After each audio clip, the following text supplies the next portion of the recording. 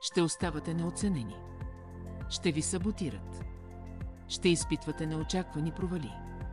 Очакванията ви няма да се сбъдват. Ще губите.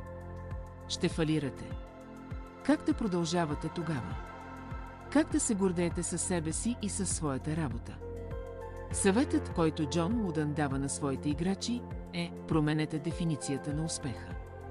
Успехът е душевен покой, който е пряк резултат от твоето лично удовлетворение да знаеш, че си положил усилието да дадеш максимума от себе си, за да станеш най-добрият от всичко най-добро, което си способен да станеш. Амбиция, напомнял на себе си Марк Аврели, означава да обвържеш своето благополучие с онова, което другите хора казват или правят. Здрав разум означава да го обвържеш със своите действия. Вършете си работата. Вършете я добре.